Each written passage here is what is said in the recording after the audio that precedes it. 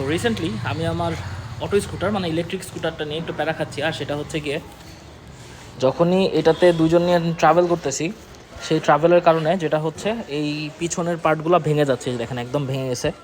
এটার কারণ হচ্ছে এইখানে পিছনে যে পিলিয়ন বসবে সেখানে এইগুলো পয়েন্টগুলোতে প্রেশার পড়ে। সো এই পয়েন্টগুলোতে এখানে কোনো সাপোর্ট নাই, এখানে যে চ্যাসিস থেকে সাপোর্ট আসবে সেটা নাই। যার কারণে কি হচ্ছে, পুরো প্রেশারটা পড়ছে প্লাস্টিকের উপর। আর ওজন বেশি হওয়ার কারণে পুরো প্লাস্টিকটাই নিচে নেমে যাচ্ছে, ভেঙে যাচ্ছে। সো আমি আজকে একটা কাস্টম কাজ করব। আপনারা জানেন আমার সবসময় কাস্টম কাজ করতে ভালো লাগে। সো আমি কিছু মার্ক আউট করে নিছি।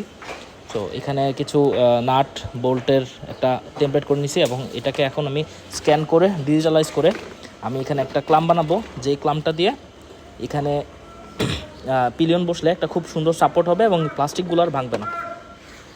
কাগজটা নিয়ে আমি স্ক্যান করে পুরো একটা ফাইল বানায় ফেললাম আমার পিসিতে। সো ডিজাইন করার পর, কাটিং করার পর প্রোডাক্টটা এরকম আসছে দেখা। কিন্তু আমার কাছে মনে হচ্ছে আমি একটু ওভার পাওয়ার বানায় ফেলছি ব্যাপারটা। দেখেন কত মোটা বানায় ফেলছি। এটা ইউজুয়ালি 6 মিলি দেওয়ার কথা ছিল, বাট আমি দিয়ে দিচ্ছি 8 মিলি। আমি আসলে রিস্ক নিতে চাই নাই, কারণ যদি এখানে প্রেশার পড়ার পর এটা আবার বাঁকা যায় তাহলে ব্যাপারটা খারাপ হতো। বাট এখন যেটা বানাইছি সেটা কোনোভাবেই বাঁকাবে না। সো এখন আমি এই 3টা খুলবো, খুলে এটা লাগাই দিব। তো এই হচ্ছে গিয়ে ফাইনাল প্রোডাক্ট।